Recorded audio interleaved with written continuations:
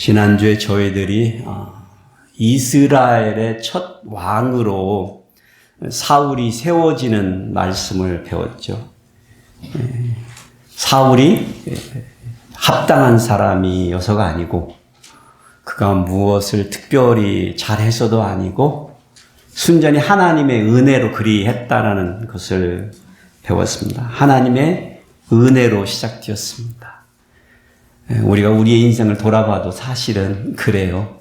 하나님의 은혜로 시작이 되었고 또 오늘 우리가 여기 앉아서 이렇게 예배를 드릴 수 있는 것도 하나님의 은혜인 줄 믿습니다.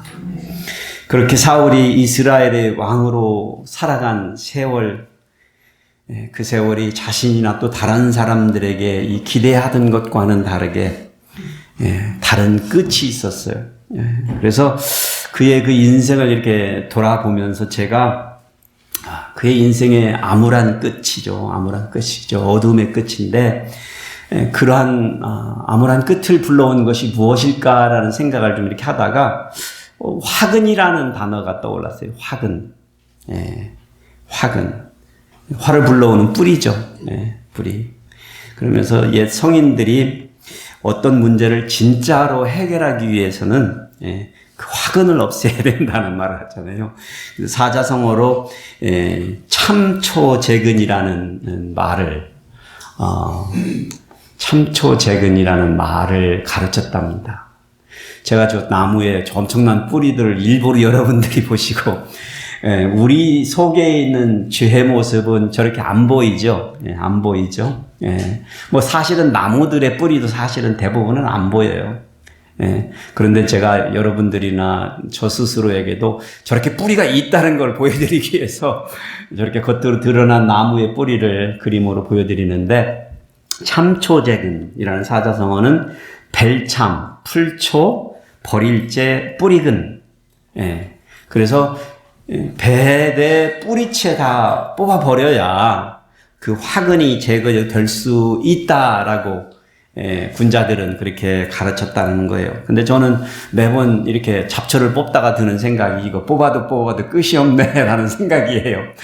이게 과연 가능한 건가 생각을 하면서 이 내 속에 끊임없이 피어나는 이 어둠의 이 죄성은 어쩌면 이 잡초 같은 것이 아닌가 하는 생각이 자꾸 드는 거예요. 뽑아도 이 불가사에게 내 속에 존재하고 있는 이 죄성을 발견할 때마다 이놈의 죄를 어떻게 영원히 없애버릴 길은 없나 하는 생각을 해보는데 우리 주님이 마라나타 우리 주님이 오셔야 될 것 같아요.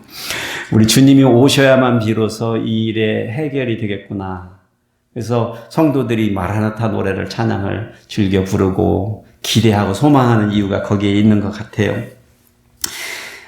우리 인간들이 만들어낸 그 죄성으로 인하여 벌어진 착오, 실수와 실패가 가져다주는 불행하고 암울한 우리 인생의 결과들이 우리가 상상하는 이상으로 인간 역사에 커다란 상처와 흔적을 남기고 있어요, 실은.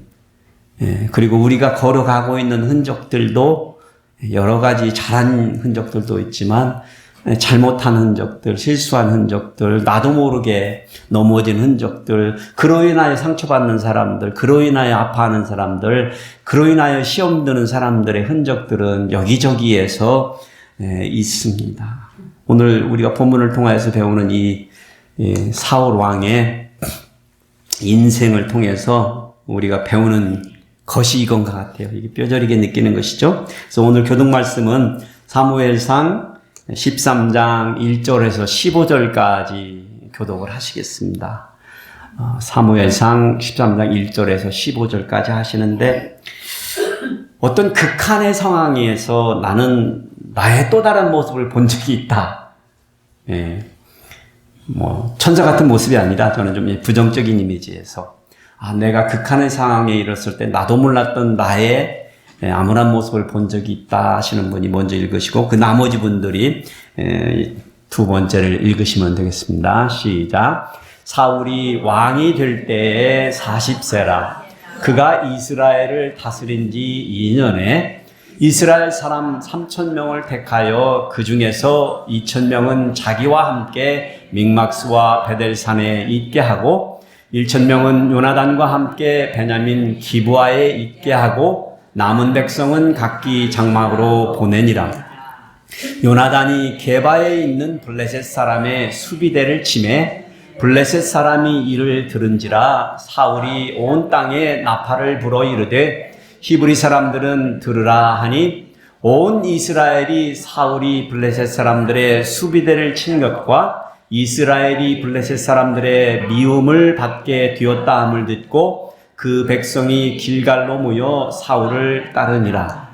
블레셋 사람들이 이스라엘과 싸우려고 모였는데 병거가 3만이요 마병이 6,000명이요 백성은 해변의 모래같이 많더라. 그들이 올라와 베다웬 동쪽 믹막스에 진침해 이스라엘 사람들이 위급함을 보고 절박하여 굴과 수풀과 바위 틈과 은밀한 곳과 웅덩이에 숨음해 어떤 히브리 사람들은 요단을 건너 갓과 길르앗 땅으로 가되 사울은 아직 길갈에 있고 그를 따른 모든 백성은 떨더라. 사울은 사무엘이 정한 기한대로 이레 동안을 기다렸으나 사무엘이 길갈로 오지 아니하매 백성이 사울에게로서 흩어지는지라. 사울이 이르되 번제와 화목제물을 이리로 가져오라 하여 번제를 드렸더니 번제 드리기를 마치자 사무엘이 온지라. 사울이 나가 맞으며 무난하매 사무엘이 이르되 왕이 행하신 것이 무엇이냐 하니 사울이 이르되 백성은 내게서 흩어지고 당신은 정한 날 안에 오지 아니하고 블레셋 사람은 믹막스에 모였음을 내가 보았으므로 이에 내가 이르기를 블레셋 사람들이 나를 치러 길갈로 내려오겠거늘 내가 여호와께 은혜를 간구하지 못하였다 하고 부득이하여 번제를 드렸나이다 하니라. 사무엘이 사울에게 이르되 왕이 망령되이 행하였도다. 왕이 왕의 하나님 여호와께서 왕에게 내리신 명령을 지키지 아니하였도다. 그리하였다면 여호와께서 이스라엘 위에 왕의 나라를 영원히 세우셨을 것이거늘 지금은 왕의 나라가 길지 못할 것이라. 여호와께서 왕에게 명령하신 바를 왕이 지키지 아니하였으므로 여호와께서 그의 마음에 맞는 사람을 구하여 여호와께서 그를 그의 백성의 지도자로 삼으셨느니라 하고 다 같이 읽으시겠습니다. 사무엘이 일어나 길갈에서 떠나 베냐민 기브아로 올라가니라. 사울이 자기와 함께한 백성의 수를 세어보니 600명 가량이라. 아멘. 베냐민 지파 출신의 사울이 이스라엘의 첫 왕이 된 때는 주전 1050년 정도입니다. 뭐 여러 가지의 설이 있지만 주전 1050년 경이에요. 이스라엘이 애굽으로부터 출애굽한 시기가 주전 1447년, 그러니까 1050년 경으로 치면 거의 400년의 사사시대가 지난 마무리된 시기에 사울이 이스라엘의 첫 왕이 된 것이죠. 오늘 본문을 보니까 어언 2년째라고 되어 있어요. 2년째. 그래 겨우 1년이 지난 거예요. 1년이 지나고 2년째에 오늘의 본문에서 벌어지는 사건이 전개가 되는 것이죠. 이때쯤에는 아직 사울에게는 궁전도 없고요. 나라를 지킨 어떤 군대, 어떤 조직이 없는 거예요. 이런 상태에서 그가 급선무를 할 수 있는 거는 우선 당장 자기를 왕을 호위하고 보호할 수 있는 중앙 군대를 모집하는 것이었겠죠. 그래서 급하게 이스라엘 백성들을 모집한 것이 사람들이 몰려온 거예요. 그래서 그 중에 2천을 골라서 자기가 주둔하고 있는 믹막스와 베델이라는데 이제 여기서는 믹막스를 여러분이 기억을 하시면 좋을 것 같아요. 믹막스에 주둔을 하면서 2,000명을 자기가 중앙 수비대로 거느리고 있었고 1,000명은 자기의 고향 베냐민의 기브아라는 곳에 자기의 고향의 아들 요나단에게 1,000명을 맡기면서 고향을 지키도록 한 거예요. 왕을 세우기 전에 사무엘 사사가 이미 얘기해줬죠. 왕을 위해서 너희의 처자들이 그렇게 삶을 살이라 하는 것처럼 베냐민의 기부하에 1000명이 간 것들이 은근하게 그것을 묘사해 주는 겁니다. 왕의 고향을 지키게 되는 거죠. 자기 집은 안 지키는데. 그렇게 했는데 오늘 이야기의 전개가 누구로부터 시작이 되냐면 그 아들 요나단의 젊은 아들 요나단이 갑자기 사병 1000명이 생겼잖아요. 아버지 덕에. 그런데 베냐민 기브아의 근처에 그 사사시대에 블레셋이 침공하고 잠깐 정복해서 왔었을 때 이스라엘의 여러 곳에 초소를 만들어 놓은 거예요. 초소. 근데 그 시대에도 그 초소가 있었던 거예요. 뭐 초소라고 하면 군대가 여러 명 있는 게 아니고 뭐 10명 아니면 100명 미만, 뭐 저 생각에는 그 100명 미만은 아닌 것 같아요. 뭐 30명 정도 많아봤자 이 정도 군인들이 점거하고 초소를 지키고 있었을 거라는 생각이 들어요. 그런데 베냐민의 기브아에서 한 5km 떨어진 곳, 개발하는 곳에 이 블레셋 초소가 있었던 거예요. 그런데 이 요나단이 그걸 볼 때마다 심기가 불편한 거예요. 저놈들, 그쵸, 저놈들. 생각을 해보세요. 여러분이, 일제시대 조선이, 치하에 좀 있었잖아요. 그럴 때마다 일본 사람들이 세우는 그런 초소들이 있을 때, 지나갈 때마다 그런 생각이 들 거 아니에요. 저것들 그냥 노력해가고, 우리 국민들을 갖다가 그냥 힘들게 하는데, 요나단이 그러니까 젊은 혈기가 있었던 거예요. 그래서 그냥 하루 그냥 가가지고 그걸 싹 쓸어버린 거예요. 1000명이 있으니까. 그러니까 그 소식을 누가 들었어요? 당연하게 본진, 블레셋에서 들었겠죠. 소문이 나서. 백성도 들었고요. 사울 왕도 들었고요. 블레셋에서 그것을 들으니까, 아니, 사무엘의 통치하에 있었을 때는 평온을 유지했잖아요. 왜냐하면 사무엘이 무서운 사사였거든요. 침범을 못했던 거예요. 그런데 갑자기 사울이라는 왕이 나타났는데 이 짓을 벌이네? 그러니까 군대를 몰고 믹막스로 쳐들어온 거예요. 군대를 데리고. 2000명을 가지고 있던 사울이 보니까 이건 게임이 안 되는 게임이에요. 그래서 도망을 친 거예요. 그런데 보니까 이스라엘의 백성들도 이 소문을 들었어요. 근데 소문을 듣기에 블레셋도 그렇고 이스라엘 백성도 그렇고 누가 이 일을 벌였다고 소문을 들었어요? 사울 왕이. 아들이 잘못했는데 사울 왕이 한 거죠. 그렇죠? 블레셋도 그렇게 알고 믹막스를 치러 간 거예요. 사울 왕을. 그리고 이스라엘 백성들도 사울 왕 때문에 이 전쟁이 벌어졌다라고 약간의 부정적인 소문들을 가지고 이 사건이 퍼지는 거예요. 그 소식을 듣고 사울이 블레셋 사람들의 수비대를 쳤다. 그래서 우리가 미움을 받게 됐다 해서 전쟁이 일어났다. 이렇게 하고 있는데 이 상황에서 사울이 사실은 왕이 되고 나서 처음으로 겪게 되는 절체절명의 위기의 순간인 거예요. 그가 과연 이걸 어떻게 해결해 나가는지를 우리가 바라보면서 오늘 본문을 통해서 하나님의 은혜를 찾아보기를 원합니다.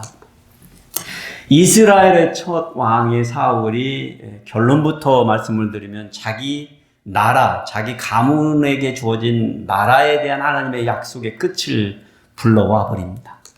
세 가지의 이유를 우리가 찾아볼 수 있어요. 첫째, 사울 왕이 이스라엘 나라의 왕권으로 월권 행위를 했습니다. 월권 행위를 했어요. 자, 겨우 2000명의 군사를 가지고 있는데 블레셋 군대가 쳐들어오는데 어떻게 군대들이 숫자가 얼마만큼이나 있다고 그랬어요? 해변에 모래같이 많이 때같이 몰려오니까 다급하게 사울 왕이 길갈로 도망을 쳤습니다. 근데 길갈은 이스라엘에게는 사사시대도 그렇고 출애굽한 후에 가나안 땅을 정복해서 들어가는 데 있어서 영적인 성지예요. 성지. 그것을 기초로 해서 정복을 했고 무슨 중요한 일이 있을 때마다 그곳에 모여서 탄압대회를 하면서 그렇게 연합을 했었던 곳이에요. 사울이 왕이 돼서 당연하게 글로 다급하게 간 것이죠. 그래서 거기에서 나팔을 불어서 백성을 모집을 한 거예요. 이스라엘 백성들이 그 소식을 들었을 거 아니에요. 그러니까 몰려왔습니다. 이스라엘 백성들이. 그런데 와보니까 블레셋 군대 규모가 정확하게 나와 있죠. 5절에 보면 병거가 3만이라고 나와 있어요. 마병이 6천이라고 되어 있고 군대 수는 해변의 모래같이 나와 있어요. 근데 사실 병거라면 오늘날로 치면은 탱크거든요. 그 시대의 병거가 체리엇이죠. 3만인데 말을 타는 사람들이 6천이라는 걸 보면 이게 수학적인 계산이 안 맞아요. 대체적으로 값이 비싸고 큰 무기가 수요가 적거든요. 그래서 영어 번역을 읽으시는 분들은 이게 3천으로 나와 있는 걸 보실 거예요. 3만보다는. 뭐 어쨌거나 규모가 이스라엘에게는 잽이 안 되는 규모로 쳐들어 왔다라는 것을 말해주고 있는 거예요. 그러니까 이스라엘 백성들이 싸워보기도 전에 그렇게 겁나게 몰려오는 블레셋 군대들을 보고 어떻게 했다고 그랬어요? 도망치기 바쁜 거예요. 여기 보니까 아주 재밌어요. 우리 저자가 굴과 스풀과 바위 틈과 은밀한 곳과 웅덩이, 하여튼 숨을 많은 곳에는 다 숨었다는 거야. 전쟁으로 나왔는데, 예. 그렇게 다 숨어보니 어디 비집고 들어가서 숨을 수 있으면 다 숨은 거예요. 예. 살아보겠다고 발버둥을 친 거죠. 예. 그런데 어떤 사람들은 아예 요단강 동쪽으로 건너가가지고, 그 길르앗, 지역으로 아예 그냥 피신을 해가지고, 이쪽 전쟁이 벌어지고 있는, 블레셋 사람들하고는 거리가 아예 먼지감치 도망가볼 가랬다고, 저자가 표현을 해놓고, 그만큼 이스라엘 백성들에게는 다급한, 전쟁의 모습이었던 것이죠. 두려워서 떨고 있어요. 그러니까 사울 왕에게 남은 사람은 이제 소수인 거죠. 왕이 남았는데 소수의 사람들이 그런데 여전히 두려워 떨고 있었다는 거예요. 그런데 문제는 늘 겹친데 겹치죠. 겹친데 겹친다고요. 이렇게 보니까 사무엘 사사가 사울 왕에게 기별을 보내서 오겠다고 한 거예요. 전쟁이 이렇게 지금 발하려고 그러는데 7일 뒤에, 2일 만에 가겠다 약속을 한 거예요. 그러면 기다려라. 7일 만에 가서 그리고 우리가 하나님께 번제를 드리고 내가 하나님의 뜻을 너에게 전해주리라 라는 메시지를 보내고 그렇게 했는데 7일이 지나갔는데 백성들은 자꾸 도망가고 이러는데 7일이 됐는데 사무엘이 안 온 거예요. 안 온 거예요. 예. 그러니 사울 왕으로서 얼마나 답답하겠어요. 그렇죠. 백성들은 그냥 다 도망가 버리고 싸우려고 모였는데 다 도망가 버리고 자기만 남았는데 온다고 하는 사무엘 사사는 오지도 않고 지금 믹막스에 포진하고 있는 블레셋 백성들은 자기가 있는 길갈로 쳐 물듯이 내려올 것 같은 기세인데 두려운 것이죠. 예. 이때 사울 왕이 기억을 한 게 있어요. 기억을 한 게. 전에 사무엘 사사 지휘 아래 블레셋 사람들을 전에 있었던 전쟁에서 블레셋 사람들을 완승해서 그 후로 다시는 침범 못하게 한 사건이 있어요. 근데 사무엘 사사가 미스바의 백성들을 모집을 하고 사무엘 사사가 제단과 번제를 쌓아놓고 거기서 예배를 드리고 기도를 한 거예요. 제단에다가 예배를 드리고 기도를 하는 와중에 블레셋이 쳐들어오려고 하는데 갑자기 우리가 그 블레셋 진영에 내리치면서 그 블레셋 군대들이 자기들이 혼비백산해서 도망가기 시작한 거예요. 그 많은 사람들이. 이스라엘 군대를 그냥 뒤쫓아가면서 그냥 치기만 하면 된 거예요. 그렇게 해가지고 대승을 거둔 거예요. 미스바는. 그 후로는 블레셋이 전혀 다시는 쳐들어오지 않았더라. 그리고 평화가 왔더라. 이걸 기억한 거예요. 사울 왕이. 네. 그러니까 다급한데 하나님 앞에 제사를 드리면 되겠구나 해서 7일을 기다렸는데 안 오니까 자기가 백성에게 번제물을 가져오라고 하고 하나님 앞에 제사를 드린 것입니다. 예. 그랬는데 딱 제사를 마치려고 그러는데 누가 왔어요. 드라마죠, 드라마. 사무엘 사사가 온 거예요. 와가지고 사울 왕이요, 당신이 무슨 일을 했습니까? 그러니까 사울 왕이 세 가지로 변명을 하죠. 봐라, 백성이 다 도망가고 너는 온다고 그랬는데 안 왔지 않느냐. 블레셋은 지금 믹막스에서 지금 이쪽으로 쳐들어오려고 지금 전화인데 그럼 내가 하나님께 은혜를 구해야 되지 않겠느냐. 그래서 부랴부랴 그랬노라. 피치 못하게 이렇게 말을 한 거예요. 예. 어떠세요, 여러분? 이 정도 변명이면 받아줄 만하죠. 예. 그런데 사울 왕이 그렇게 한 것이 엄청난 잘못인 것을 오늘 우리는 본문을 통해서 배웁니다. 예. 사실 사울 왕에게는 가장 중요했고, 가장 위험했고, 가장 자기의 리더십을 드러낼 수 있는 기회의 상황이었어요. 그런데 불행하게도 그가 잘못된 결정을 내리고 만 거예요. 이게 무슨 일이냐면 사울 왕은 왕으로, 이스라엘의 왕으로 세워진 거죠. 그걸 백성들이 요구했고 하나님께서 그것을 허락하셔서 왕으로 세워준 거였었어요. 그런데 왕의 정체성에서 벗어나서 자기가 가지고 있는 왕권이죠. 권력. 이 권력을 가지고 내가 못할 일이 뭐가 있냐라고 생각한 거예요. 예. 사무엘이 할 수 있으면 나도 할 수 있지라고 생각한 거죠. 그냥 제사를 드리면 되는 거니까. 예. 자기는 사실은 번제를 드리는 제사를 드리는 사람이에요. 예배자거든요. 예. 그런데 율법은 그 예배자를 돕는 제사장을 세워서 예배를 중개자를 통해서 드리도록 요구하고 있었던 거죠. 그 시절에. 예. 내가 그걸 다 할 수 있으리라 생각한 거예요. 최고의 권력자인 자기가 당연하게 못할 일이 없다 착각한 거예요. 왕인데 제사장이 되어서 하나님 앞에 혼자서 번제를 드려 버린 것이죠. 예. 그러니까 이 결과를 바라보고 사무엘 사사가 말을 한 거예요. 이렇게 말하죠. 왕이 망령되이 행하였도다. 이렇게까지 말할 이유가 있을까요? 그리고 사울 왕에게 말한 것이 뭐냐면 이제 당신의 왕권이 당신의 가문을 통해서 이루어질 왕족의 역사가 끝이 났습니다. 이제 다른 가문으로 옮겨질 것입니다라고 선언을 해버린 거예요. 그러니까 하나님께서 내리신 심판의 내용을 가지고 본다면 사울 왕이 저지른 죄는 엄청난 잘못이었던 것이죠. 예. 이게 굉장히 중요한 부분입니다. 예. 하나님께서 예배자들에게 바라시는 것은요, 어떤 형식적인 망령되이 드려지는 어떤 제사가 아니라 올바른 예배를 원하시는 거예요. 예. 하나님이 원하시는 뜻에 맞는 대로 예배를 드리기를 원했던 거예요. 그 시대에는 어쨌거나 제사장이라는 그룹들을 특별하게 선발하셔서 그 체제 안에서 하나님의 말씀을 가르치고 제사를 덮는 일을 중개하는 역할을 하게끔 하셨던 거예요. 그런데 그 하나님의 말씀을 어기고 자기가 가지고 있는 권력, 아니면 권력이라면 또 능력, 할 수 있으니까 통해서 그것을 해버린 경우에 따라서 하나님의 뜻에서 어긋나는 행동을 했던 것이죠. 그래서 하나님을 우리의 필요에 따라서 우리가 원하는 대로 조급하게 불러들이는 행위, 이거 제가 말씀을 전에 드렸던 것 같은데, 우리가 조심해야 될 게, 그것이 잘못하면 우리가 푸닥거리 신앙이 된다니까요. 푸닥거리 신앙. 그런 표현 들어보셨나 모르겠는데 푸닥거리 신앙이 될 수 있어요.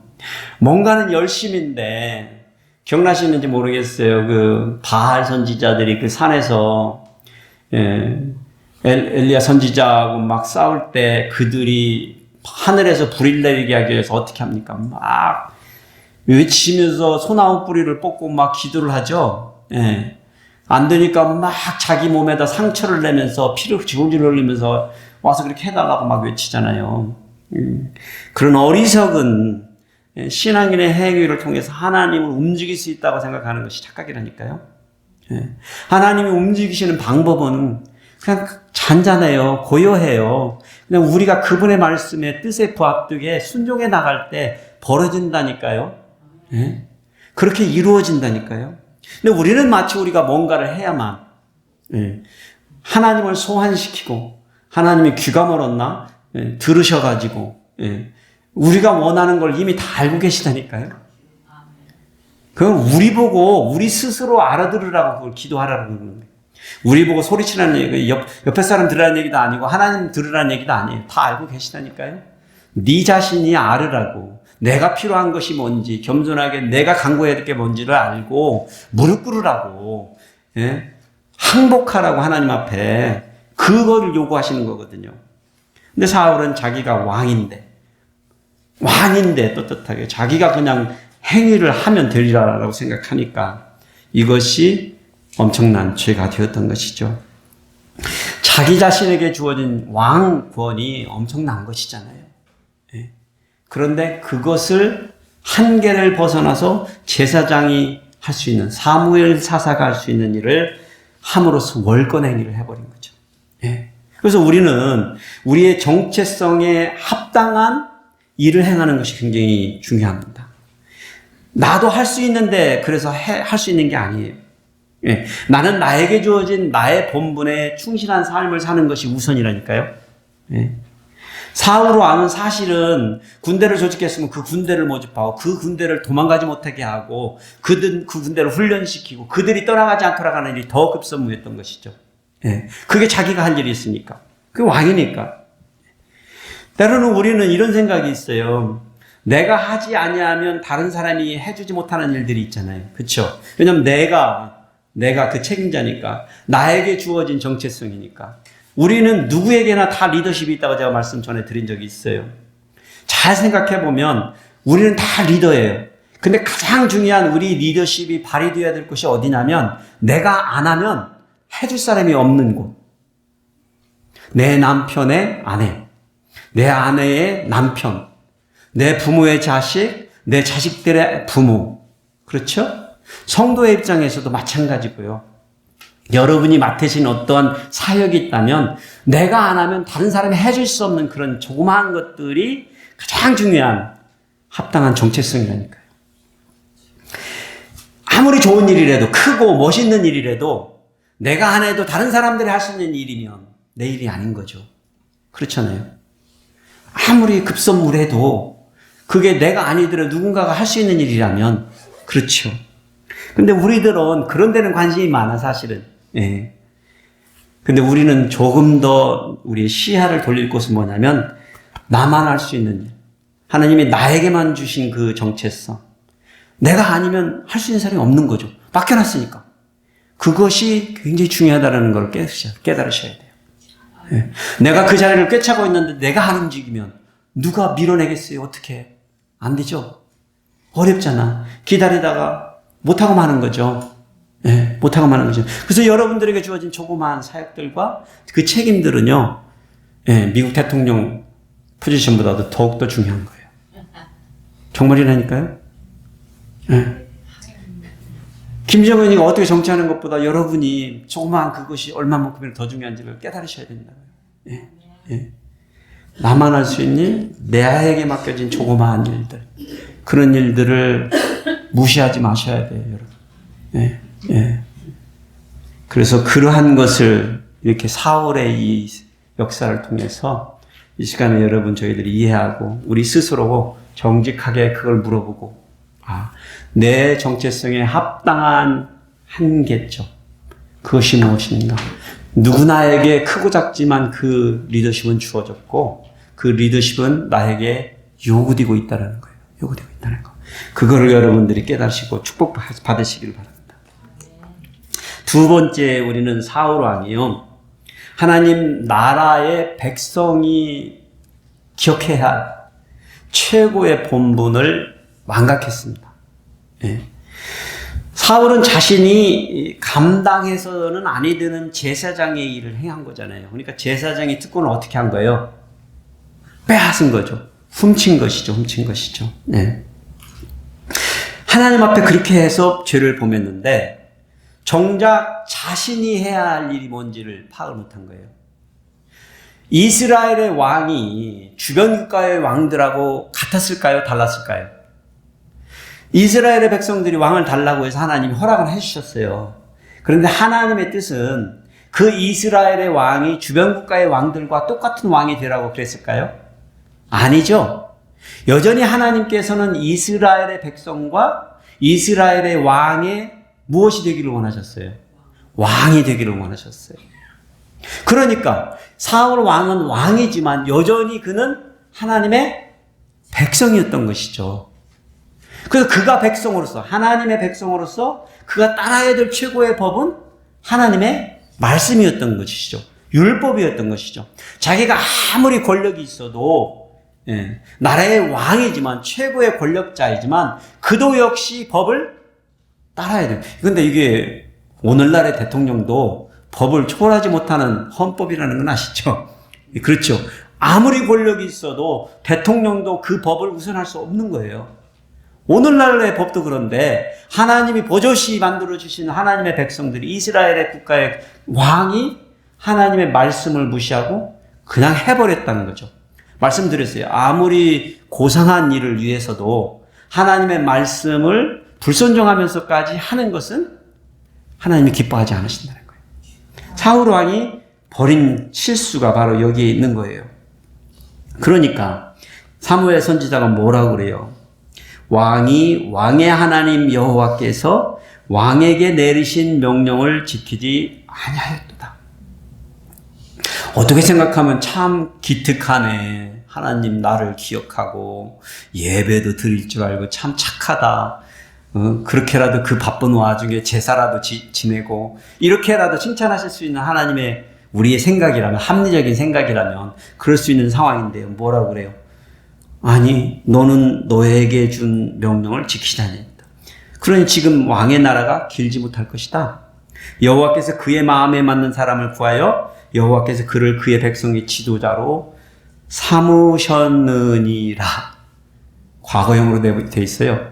아직 벌어지지도 않은 일을 갖다가 하나님이 이미 삼았다. 이미 삼았다. 예. 이게 지금 사울 왕의 통치 몇 년째라고 그랬습니까? 2년째예요.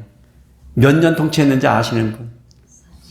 40년 통치했습니다. 40년 통치. 예. 사무엘 사사가 사울에게 이 시점에서 사울 왕에게 선포한 하나님의 말씀, 그 심판의 내용은 좀 심한가 하는 생각이 들 정도이지만, 예? 과연 얼마나 이게 잘못된 일인지 가문의 그 영광을 그냥 다 뺏어가 버리고, 그것도 본인께서 하나님께서 처음에 약속하시고 그리해주마 하셨는데 그리하시는 걸까요? 예.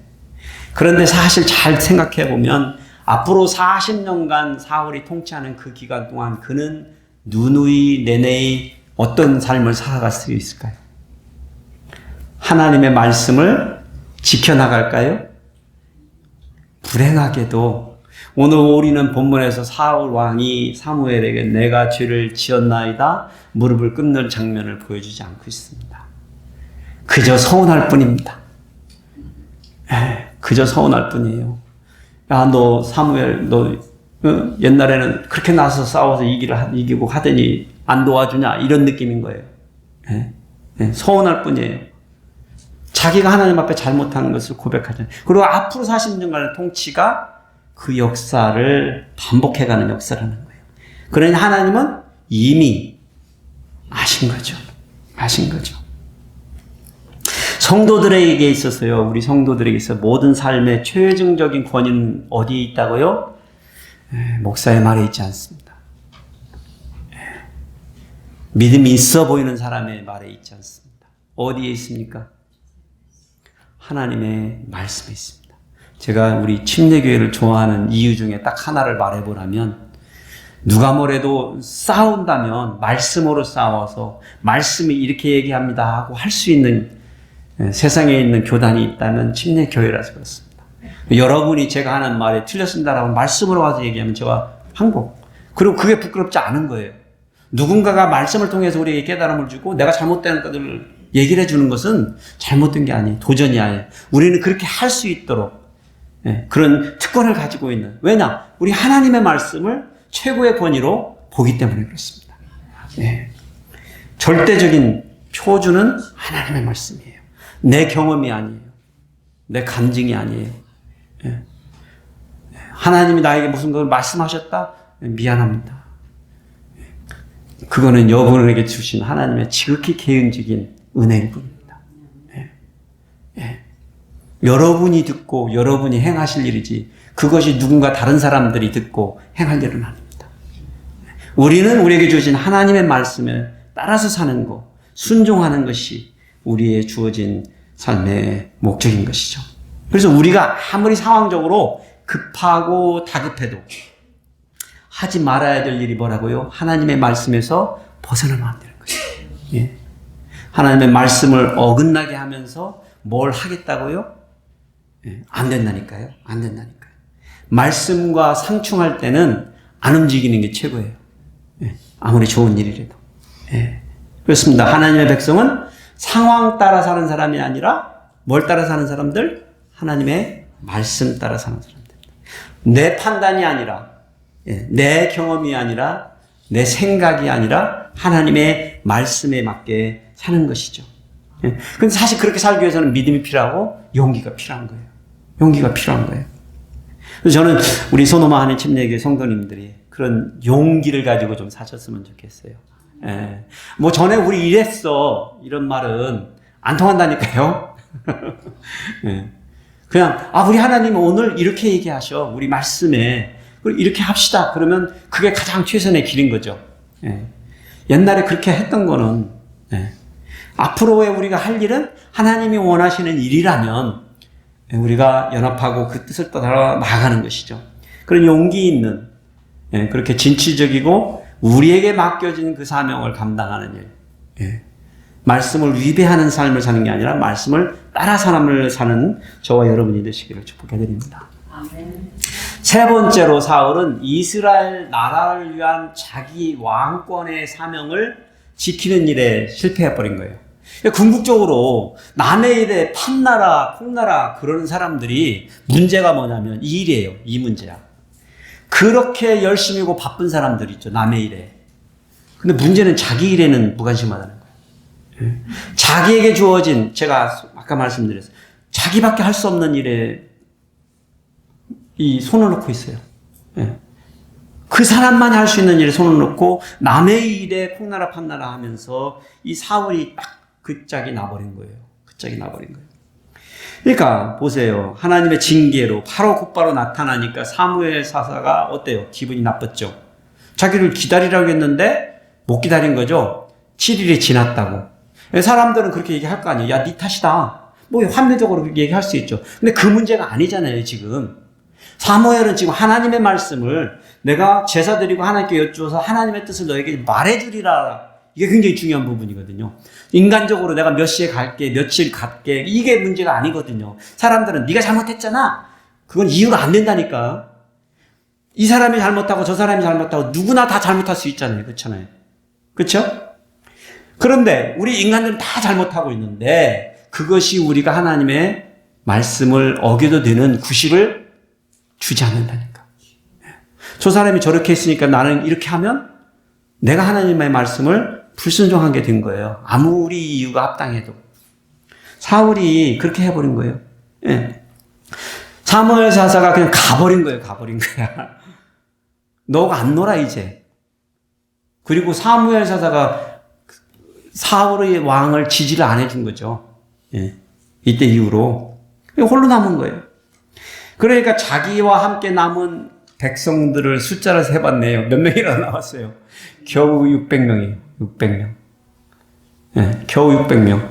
아이 군대, 중앙수비군만 해도 2,000명에다가 자기 아들이 데리고 있었던 게 1,000명인데 백성들이 모였는데 백성들은 다 갔고 자기를 지켜야 되는 군사들조차도 다 가고 뭐 친인척들만 남아있는 것 같아요. 내 느낌에. 600명. 그래서 사울은 어쩔 수 없이 그의 아들 요나단과 함께 베냐민 땅에 있는 게바라는 곳에 블레셋 사람들은 믹막스에 짐승을 치고 있고 거기에 가 있게 된 거예요. 그런데 아주 흥미롭게 오늘 이 13장의 마무리의 모습을 보면 아주 흥미로운 장면이 나와요. 블레셋 군대들이 왔는데 그 군대의 진영을 3개로 나누어서 어디로 갔다 그러면 막 표현해요. 근데 아주 복잡한데 사실은 뭘 한 거냐면 블레셋 군대가 북으로 가고 서로 가고 이렇게 이제 동서를 나눌 때는 요단강을 기준으로 해서 이렇게 나누는 거예요. 블레셋 사람들은 요단강 동편에 별로 관심이 없어요. 이렇게 산악지대에는. 이 평야지대가 있는 쪽 이 서쪽을 관심이 많으니까 서쪽으로 보내고 그 다음에 남으로 보내고. 무슨 얘기예요? 블레셋 군대가 어떻게 한 거예요? 이스라엘의 중요 유충지를 북으로 가고 서로 가고 남으로 가서 다 정복하려고 그렇게 움직였다라는 거예요. 그러면서 사울 왕이 아무것도 할 수 없는 거죠. 네, 그런 본문으로 그냥 끝이 나요. 그러면서 설명을 해줘요. 19절에 보니까 그때 이스라엘 온 땅에 철공이 없었으니 이는 블레셋 사람들이 말하기를 히브리 사람이 칼이나 창을 만들까 두렵다 하였습니다. 이게 무슨 얘기냐면요. 블레셋이 이스라엘을 통치할 때 블레셋 땅 그 사람들이 와가지고 이스라엘 사람들의 각 지파가 흩어져 있는 땅에 있는 모든 철공소를 어떻게 했어요? 폐쇄시킨 거예요. 원래 철기 문화가 블레셋 쪽으로 해서 이렇게 지중해를 건너서 오거든요. 너무 온 거예요, 철기 문화가. 바다는 느렸는데 철공소를 다 없애버리니까 어떻게 된 거예요? 무기를 만드는 거는 고사하고 호미하고 소시랑이 일을 하다 보면 어떻게 무뎌지면 벼러야 되잖아요. 갈아야 되잖아요. 갈 데가 없는 거예요. 그럼 어떻게 해야 돼요? 블레셋으로 가서 돈 주고 갈아와야 되는 거죠. 네. 이런 형편이 된 거예요. 그러니 군대가 무슨 무기를 들고 싸워요 지금? 소문은 막대기. 이 얘기를 하면 여러분이 기억나실지 모르겠어요. 4사의 이야기 중에 하나가 나오죠. 4사 중에 하나 소문은 막대기로 싸운 사사가 있어요. 왜 그런 실정이 벌어졌는지 여기에 나오는 거예요. 그러니까 지금 이스라엘의 600명 남은 군대 중에 철로 만든 칼과 창을 가지고 있는 사람이 누구라고요? 사울 왕과 요나단만. 그러니 잽이 돼요? 지금 탱크가 몰려오고, 근데 참 한심한 게 이게 6.25 때 벌어진 남한의 사정하고 비슷해요. 똑같아요. 남한에 탱크 한 대 없었을 때, 그 몰고 나왔을 때 그대로 다 한 거거든요. 예. 그런데 이게 사울이 만들어놓은 왕권을 가지고 자기가 해야 될 일에 대한 무능력을 드러내고 있었다는 거예요. 예. 사실 뭐 그 초소 하나 있는 거 쳐가지고 왜 신기불편해가지고 그 쌈을 벌려요. 예. 예. 뭐 요나단의 잘못이지만 예. 사실은 외교적으로 풀었어야죠. 예. 근데 그렇지 않은 거죠. 그렇지 않은 것이죠. 그래서 우리는 오늘 이 사울 왕의 시대에 있어서 자기의 사명은, 왕의 사명은 뭐예요? 그 나라를 지키고 그 백성을 지키는 일이었거든요. 예. 그런데 자기의 사명은 완전하게 등한시하고 실패하고 괜히 제사장의 역할에 나서가지고 하나님으로부터 심판을 받은 케이스를 볼 수 있습니다. 우리는 사울 왕이 무엇을 믿고 전쟁을 지금 불사하려고 했는지는 이해가 안 돼요. 여러분 같으면 이해가 되세요? 무슨 생각이 있었을 것 같으세요? 왕이 아무것도 가진 게 없는데 왜 저거하고 싸움을 벌일까요? 네? 착각이죠. 자기는 능력 있는 왕이다라는 것을 보여주고 싶은 거예요. 저는 처음에 우크라이나 전쟁이 벌어질 때 약간 그 걱정을 좀 했어요. 근데 결과는 모르겠어요. 아직 끝나지 않은 전쟁이니까. 우크라이나 대통령이 굉장히 인기는 많은데 하여튼간 백성들은 참 힘들어요. 소련이 전쟁이 질 것 같지는 않거든요. 제가 보기에는. 그런데 제가 볼 때 이 사울 왕도 이 견줄 수 없는 상황이에요. 이 블레셋하고. 그런데 견뎠을 때 핍박당하고 환난당하는 건 누구예요? 온 땅에 있는 백성들이거든요. 대통령은 여전히 잘 먹고 잘 살고 또 전쟁 지면 그냥 망명할 거예요. 그러니까 책임은 백성을 보호하는 데 있는데 자기의 리더십을 발휘하고 권력을 발휘하고 싶은 이 일을 하기 위해서 자기가 왕권이 주어진 것 같은 착각을 했을 때 사울이 넘어진 것이라는 것입니다. 우리들이 기억할 것은요. 하나님 나라에서의 리더들은요. 우리는 누구나 다 리더라고 그랬습니다. 그러니까 신분에 있죠. 우리의 신분이 있습니다. 이게 가정에서도 있고 여러분의 기업에서도 있고 우리 교회에서도 있습니다. 그 리더십은 누구나 다 있어요. 그래서 나는 리더가 아니야 라는 말을 하는 즉시 여러분 틀립니다. 이 세상에 홀로 이 땅에 온 사람이 없어요. 누구나 다 관계 속에 오고 그 관계 속에서 주어지는 것은 리더십입니다. 그래서 그 신분에 합당한 리더십을 발휘를 해야 돼요. 그렇지만 늘 우리는 하나님의 말씀이 최고의 법이다. 엄마 아빠의 말이 아니고 착한 자식의 말도 아니고 또 목사의 말도 아니고 믿음 좋은 사람의 말도 아니고 여전히 하나님의 말씀이 최고의 법이라는 것을 기억하고 그리고 우리에게 주어진 사명 특히 나만 할 수 있는 일 그걸 무시하지 말아야 됩니다. 그 일에 대해서 우리가 충성하는 것이 하나님이 기뻐하시는 리더십이라는 것을 기억하시기를 바랍니다. 우리는 늘 성도들이 이 사울 왕의 실수와 실패에서 배워야 합니다. 엄청난 죄를 지은 대역 죄인같이 느껴지지만 사실은 사울의 죄는 우리가 합리적으로만 바라보면 있을 수 있는 일이에요. 저도 그렇게 할 수 있고 여러분도 그렇게 할 수 있는 아주 사소한 어떻게 생각하면 그렇지만 엄청 중요한 이러한 실수들이 실패들이 우리 인생 가운데에서 반복되어지고 있다는 거예요. 그리고 그러한 결과들이 우리의 삶에, 우리의 가정에, 우리의 기업에, 우리 교회에 우리가 살고 만들어가는 우리의 역사 속에 고스란히 그 흔적을 남기고 상처로 남고 아픔으로 남고 갈등으로 남고 나누어짐으로 남고 싸움으로 남고 전쟁으로 남아가고 있다는 거예요. 그렇죠. 우리 주님 오시면 해결날 거지만 어쨌거나 그날이 오기 전까지는 우리가 가지고 있는 이 죄성과의 싸움에서는요, 어쨌거나 그 죄의 결과는 나타나는 거예요. 우리 삶 가운데서. 우리 주님께서 우리의 믿음을 통해서 용서해 주신 죄는 우리가 저지르는 사소한 아니면 이런 엄청난 죄를 용서해 준다는 표현이 아니에요. 많은 분들이 이걸 오해하셔서 제가 한번 말씀을 드려야 되겠어요. 우리 주님이 내 죄를 용서하셨어. 그 죄를 매일매일 짓는 죄를 용서하신다는 표현이 아니라니까요. 내가 이 땅에 태어났을 때 하나님을 모르고 태어난 죄, 그 죄를 용서해 주셨다니까요. 하나님을 비로소 알아서 내가 하나님의 자녀가 됐으니까 하나님을 모르고 산 그 죄를 용서해 주셨다는 표현이에요. 그걸 통해서 우리가 하나님의 자녀가 되고 구원받았다는 표현이에요. 우리는 날마다 우리가 잘못하고 넘어지고 지는 실수와 실패는요, 고스란히 여러분의 인생에, 여러분의 후손에, 여러분의 이웃에, 여러분이 사는 이 커뮤니티에 그대로 다 흔적이 결과로 열매로 드러나고 있습니다. 저는 이거 성도들이 착각하지 않았으면 좋겠어요. 사울 왕은 앞으로 40년의 통치를 통해서 그 열매를 거둬가는 거예요.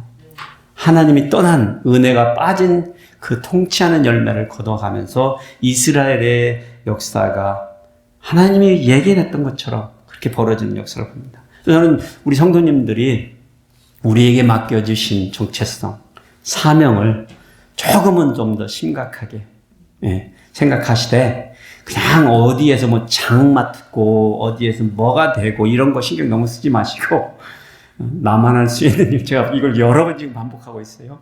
나만 할 수 있는 일, 나에게만 주어진 그 정체성에 대해서 성실히 충성하는 저와 여러분이 되시면 내 옆에 있는 가족들이 주의 사랑을, 영광을 보기 시작할 거고 내 옆에 있는 이웃들이 주의 영광을 보기 시작하고 그들의 속 사람들이 주의 존재와 그 임재를 사모하고 영광을 사모하는 일들이 벌어질 거예요. 그것이 우리가 가장 손쉽게 할 수 있는 전도요, 선교라고 저는 생각합니다. 그러실 수 있는 저와 여러분이 되시기를 축복해 드립니다.